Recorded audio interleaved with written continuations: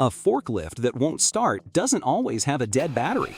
Sometimes the battery is fully charged and the lights come on, but when you turn the key, all you hear is a click or nothing happens at all. One of the most common causes is a faulty starter motor. Hello everyone, welcome back to the Lift Parts Warehouse channel. In this video, we'll show you how to diagnose a faulty forklift starter, remove it safely, install a new one, and test the repair before returning the forklift to service. A failing starter usually gives a few warning signs before it stops working completely. You may hear a single click when turning the key, rapid clicking sounds, slow cranking, or a grinding noise as the starter struggles to engage the flywheel. In some cases, the starter may spin freely without turning the engine, while in others, it may not respond at all.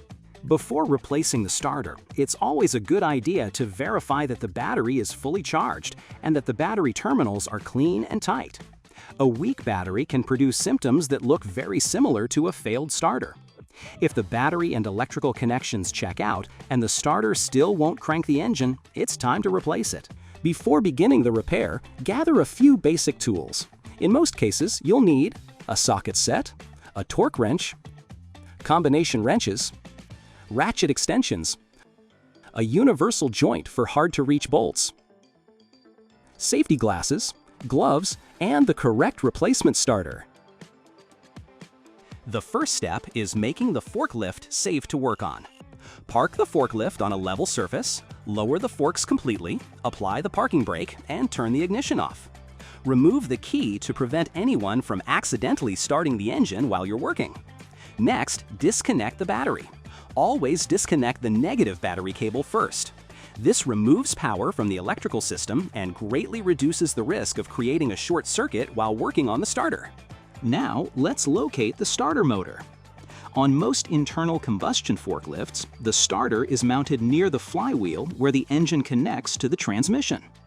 This location allows the starter's pinion gear to engage the flywheel and crank the engine during startup. Depending on the forklift model, you may need to remove an engine cover, side paddle, floor plate, or access shield to reach it. Some starters are easy to access from the engine side, while others may be easier to reach from underneath the forklift. Once you've located the starter, take a moment to inspect the wiring. Most starters have two electrical connections. The first is a large battery cable that supplies power directly from the battery. The second is a smaller control wire connected to the starter solenoid. This wire carries the signal from the ignition switch, telling the starter when to operate. Before disconnecting the cables, it's a good idea to take a picture or label the wires. This makes installation much easier later. Now disconnect the electrical connections. Start with the smaller solenoid wire, then remove the main battery cable from the starter terminal. While the cables are disconnected, inspect them for corrosion, loose terminals, damaged insulation, or signs of overheating.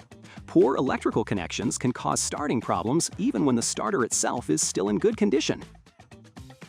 With the wiring removed, the starter is ready to come off.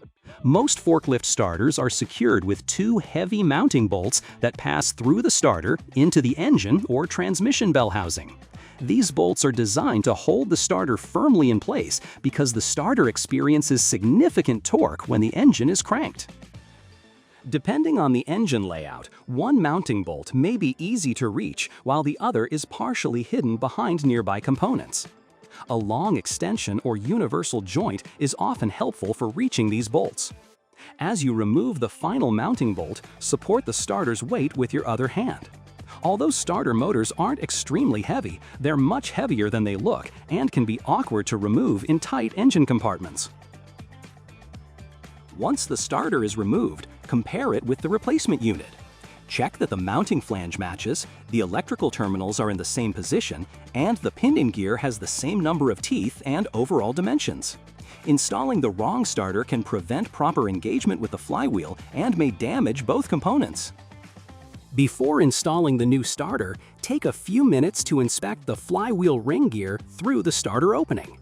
Rotate the engine slightly if needed and look for chipped, broken, or severely worn teeth. If the ring gear is badly damaged, installing a new starter alone won't solve the problem. The new starter gear will continue to struggle to engage the flywheel and may be damaged prematurely. Also, inspect the starter mounting surface. Make sure it's clean and free of dirt, rust, or old gasket material that could prevent the starter from sitting squarely against the engine. Now it's time to install the new starter. Position the starter against the bell housing and carefully align the mounting holes. Start both mounting bolts by hand before tightening either one completely. This helps prevent cross-threading and ensures the starter sits evenly against the mounting surface. Once both bolts are threaded correctly, tighten them evenly according to the forklift manufacturer's specifications. Next, reconnect the electrical connections. Install the main battery cable onto the large starter terminal, followed by the smaller solenoid wire. Make sure each connection is clean, secure, and fully seated. Avoid over-tightening the terminal nuts. The goal is a secure electrical connection without damaging the studs or terminals. Now, reconnect the battery. Connect the positive cable first if it was removed, then reconnect the negative cable last. With everything reassembled, it's time to test the repair. Turn the ignition key and start the engine. The starter should engage smoothly. Crank the engine at a normal speed and disengage immediately once the engine starts. Listen carefully for any unusual noises. Grinding, whining, or repeated clicking could indicate an installation problem, damaged flywheel teeth, or another issue within the starting system. If the engine starts normally, allow it to idle for a few minutes while performing a final inspection. Check that the starter remains securely mounted. Verify that the electrical cables are clear of hot exhaust components and moving parts. And make sure any access panels or covers removed during the repair have been reinstalled properly. The repair is now complete. Although replacing a forklift starter is generally a straightforward job, taking the time to inspect the wiring, mounting surface, and flywheel before installing the new unit can prevent future starting problems and help extend the life of the replacement starter. At Lift Parts Warehouse, we supply starter motors, starter solenoids, ignition components, batteries, and replacement parts for a wide range of forklift makes and models. Thanks for watching, and we'll see you in the next one.